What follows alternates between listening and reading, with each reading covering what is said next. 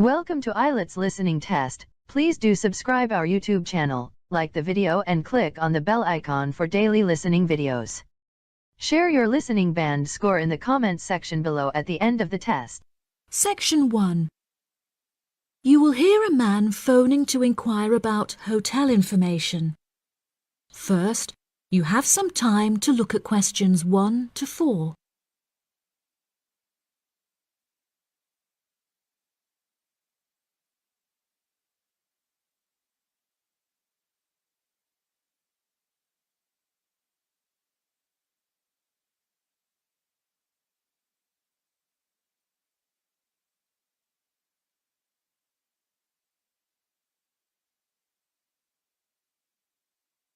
You will see that there is an example that has been done for you.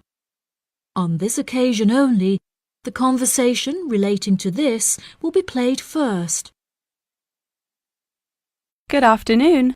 You're through to reception at the Island Hotel in Crete. How may I help you today? Yes, hello there.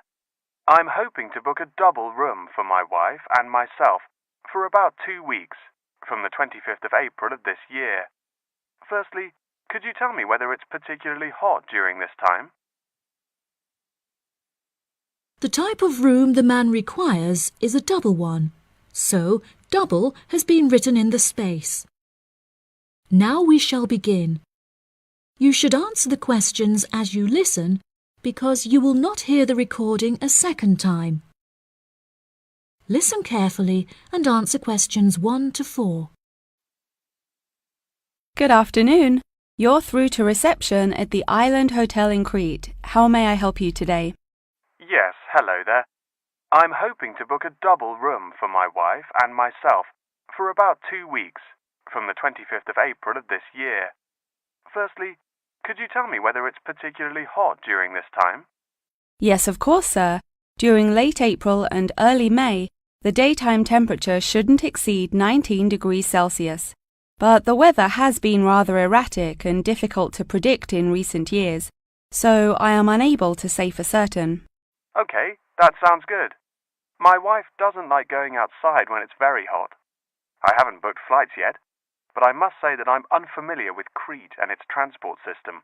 Does the hotel provide an airport shuttle service? Yes, sir. We provide a complimentary airport pickup service for all our guests. It takes about 40 minutes to get here from the airport, but it's at least 60 minutes at rush hours. And you will be provided with a fully air-conditioned shuttle bus. Okay, excellent. In that case, do you have any rooms available for the dates I gave you? I shall have a look on the system now for you, sir. Bear with me just a moment. Yes, sir. I can see now that we have several rooms available. Would you prefer a garden view or a sea view? Well, ideally I would like a sea view room with a balcony, but of course that depends on the difference in price. Not to worry, sir. All of our standard double rooms have ensuite facilities and a balcony. If you would like one of our sea view rooms, there is a premium of €60 per night. Okay, so could you tell me the total nightly rate for a standard double room with a sea view? Yes, of course, sir. For the spring months, our rate is €216 per night. For 14 nights altogether, this will come to €3,024. Perfect. I also read on your website that the hotel has gym and spa facilities. Are there any other facilities on offer? Yes, we have a large outdoor infinity pool overlooking the ocean, with luxury sunbeds and a poolside bar. We also have 3 full-size tennis courts, where we run a popular doubles tournament, with the winner receiving 2 all-inclusive spa day vouchers. Goodness, I shall have to brush up on my tennis skills. Before you hear the rest of the conversation, you have some time to look at questions 5 to 10.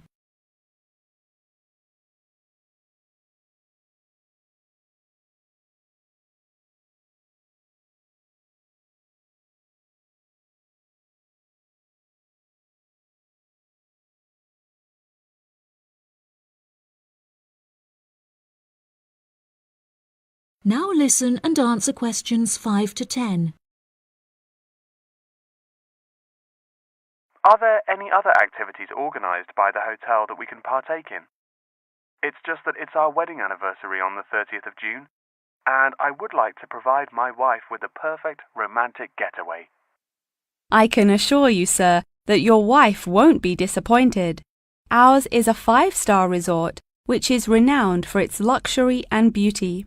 In terms of activities, the hotel provides thrice-weekly entertainment.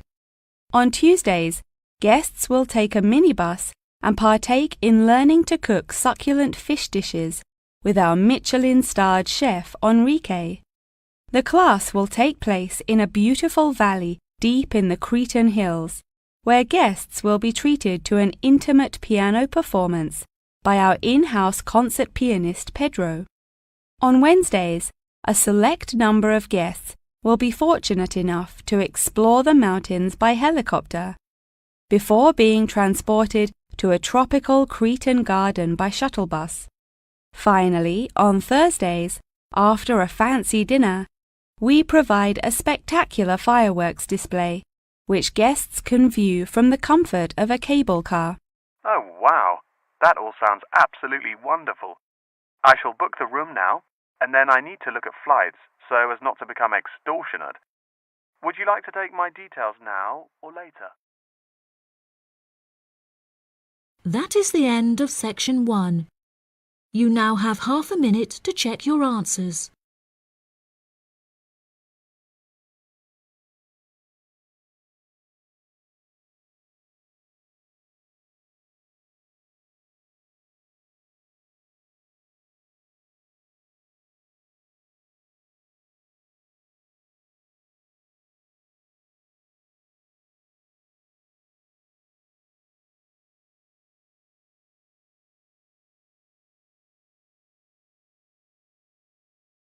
Now turn to section 2. Section 2. You will hear part of the radio program about online exchange business. First, you have some time to look at questions 11 to 14.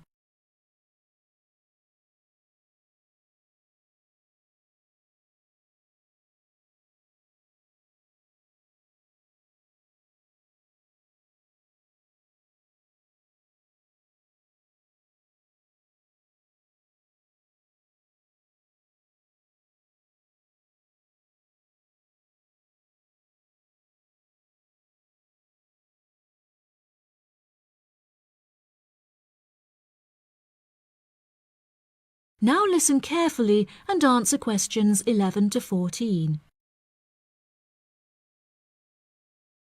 Barter Online UK is a young, up-and-coming website in the United Kingdom where users can buy new and used goods. However, instead of paying with money, registered users instead exchange their purchase for an item of similar value. This part is perhaps the most complicated, as the registered users themselves must mutually decide on an appropriate value, with value either being the recommended retail price, RRP, or simply how much they believe the item to be worth. The website has been founded by a group of 4 friends in the north of England. Originally, they exchanged their belongings among family members. They frequently found themselves swapping their belongings when they no longer had any use for them. They live by the motto, "One person's trash is another person's treasure," and hate to throw things away. As more and more people caught wind of the idea and wanted to participate in the exchanges, the group decided that the idea had the potential to become a successful business venture, and so it did.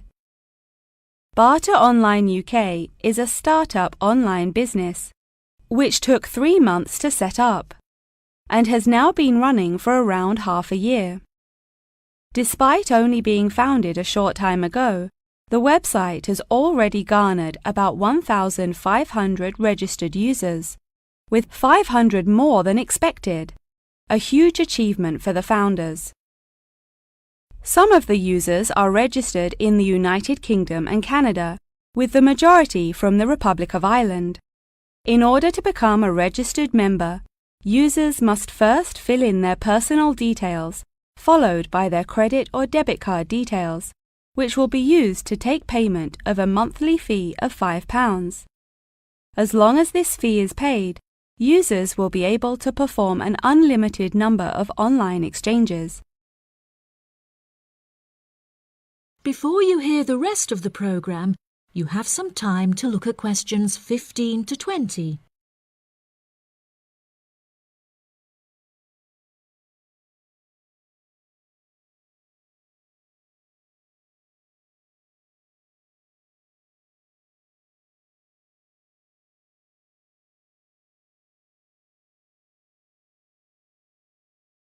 Now listen and answer questions 15 to 20. A multitude of items are sold on the website, such as textbooks, soft toys and tools. However, books for children and computer games are by far selected most.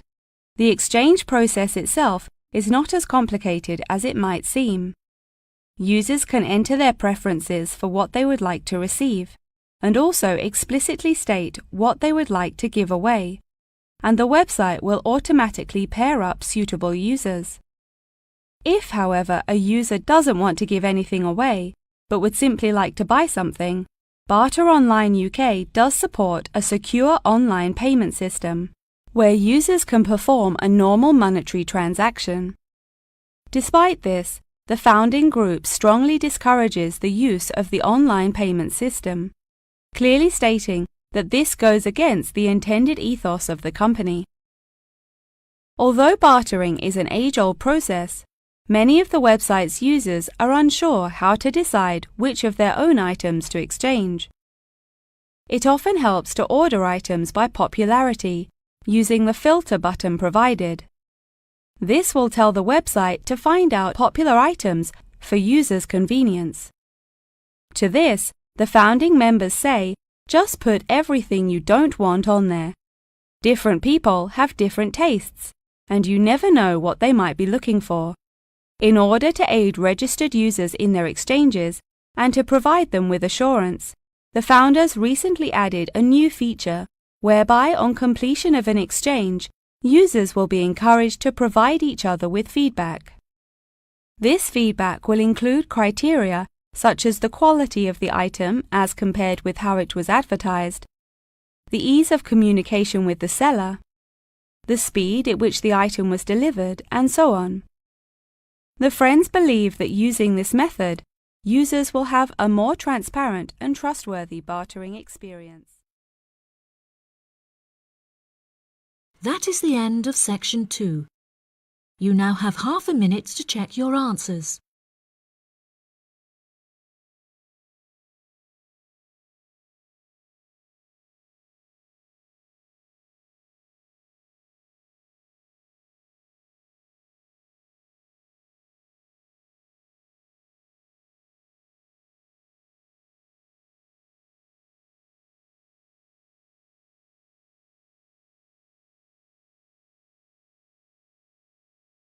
Now turn to section 3.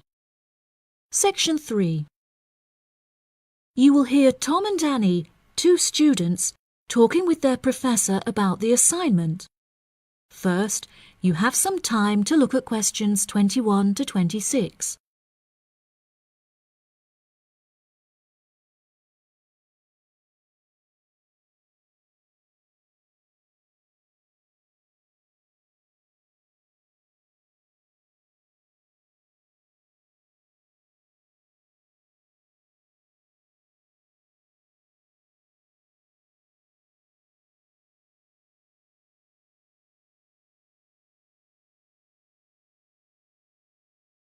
Now listen carefully and answer questions 21 to 26.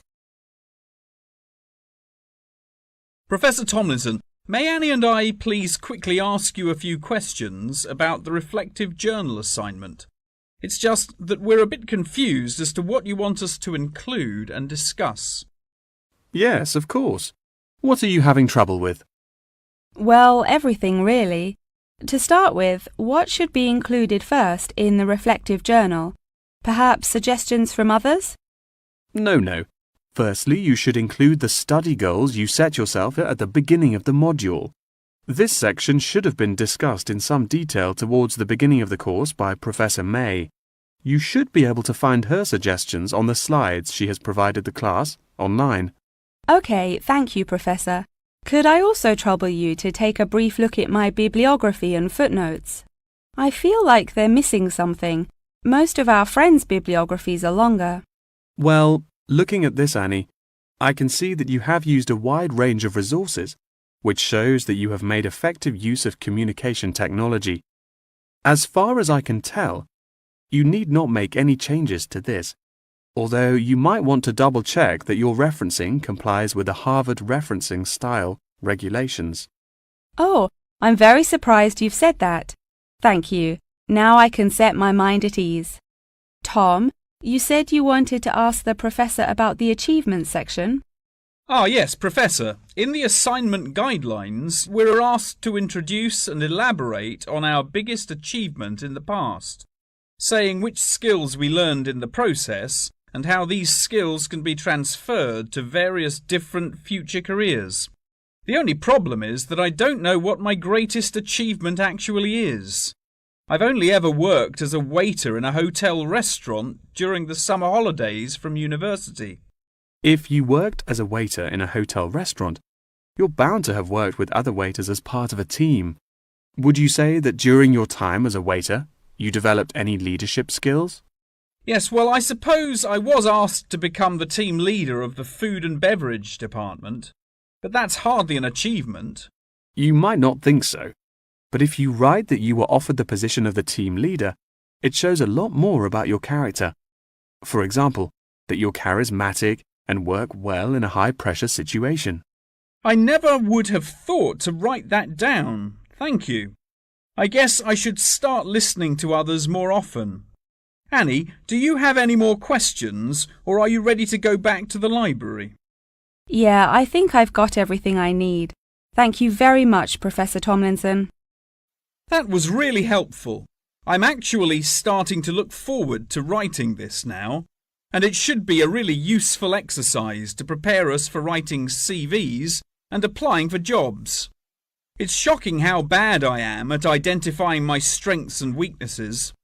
Professor Tomlinson has shown me that I definitely need to start displaying some self-awareness. Yeah, Tom, you really do. You're always so modest. Modesty is great until it comes to applying for jobs. Before you hear the rest of the conversation, you have some time to look at questions 27 to 30.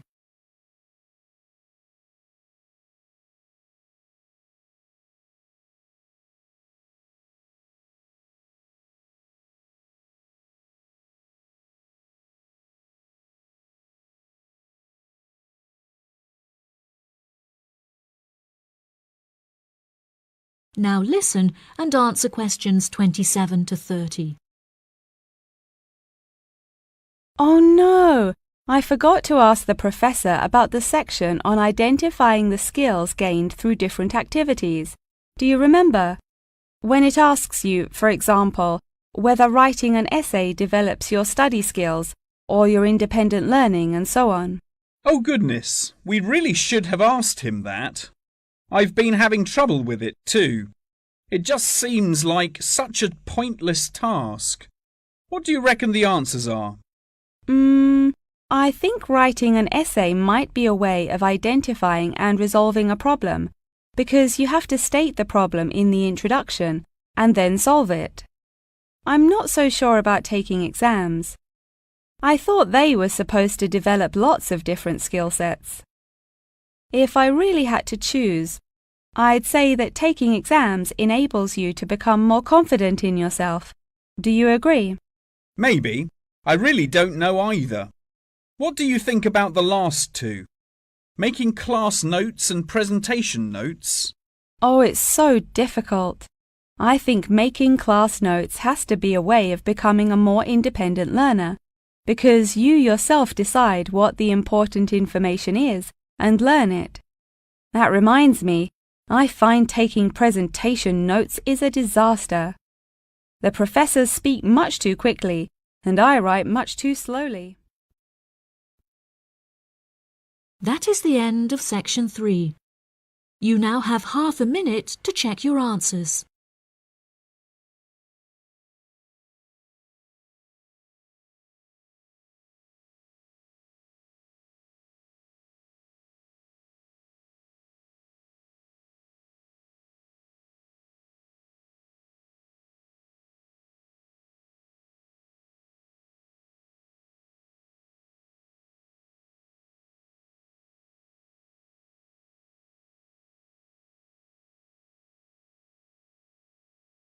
Now turn to section 4.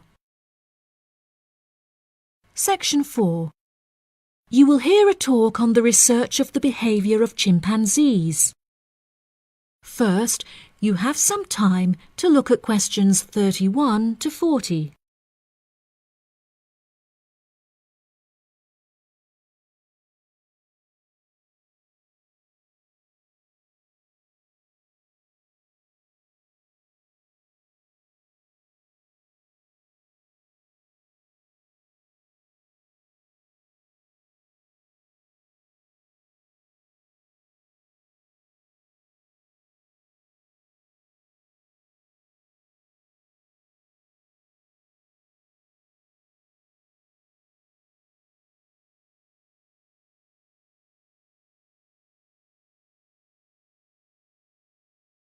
Now listen carefully and answer questions 31 to 40.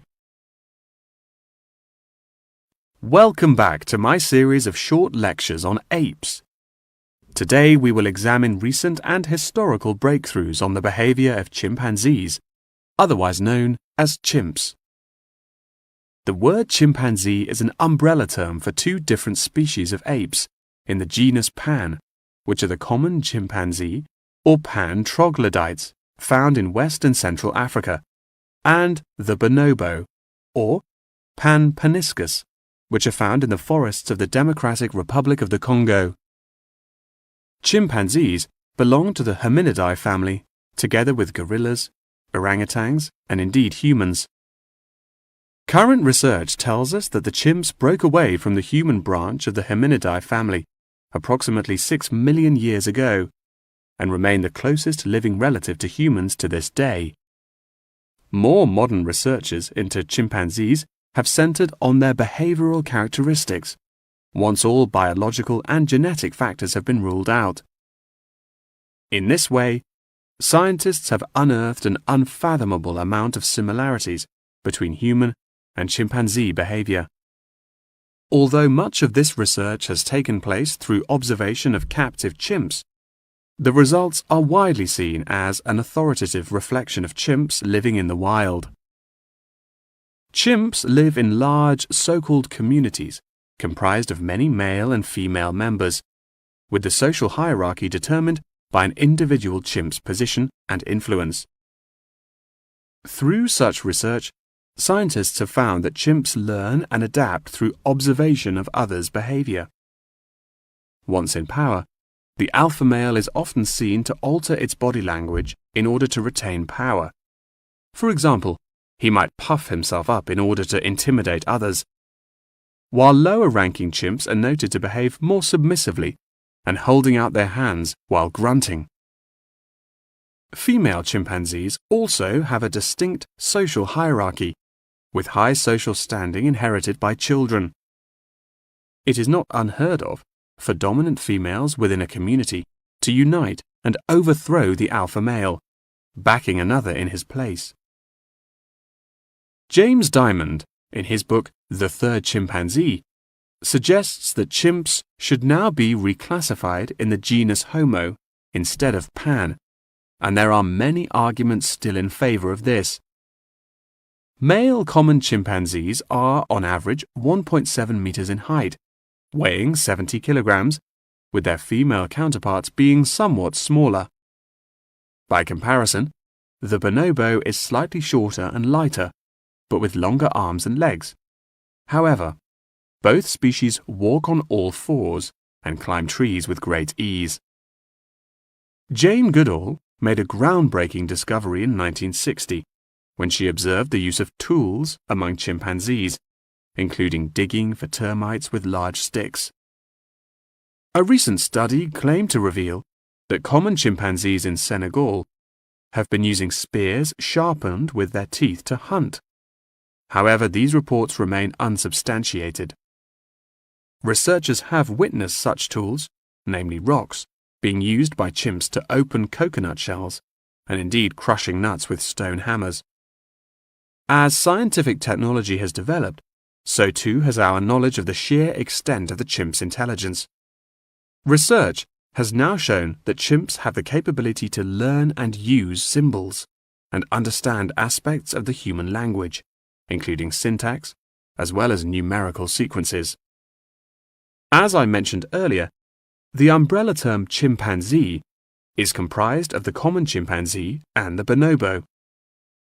These two subspecies are divided along the Congo River, with the common chimps living on one side and the bonobos living on the opposite side of the river. Over the past few decades, both of these subspecies have witnessed an alarming decrease in population density, with animal activists now working harder than ever to protect those remaining and encourage procreation.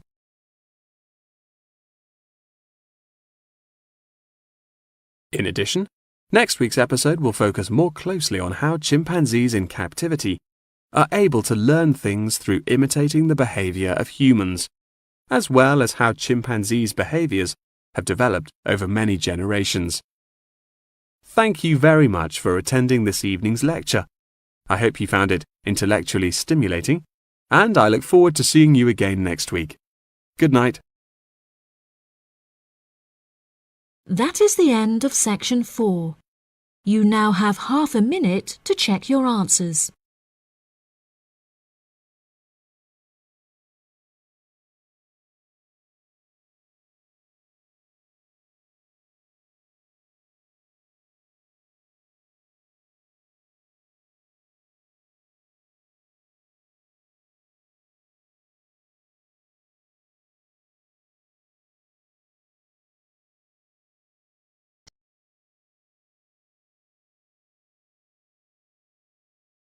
That is the end of the listening test.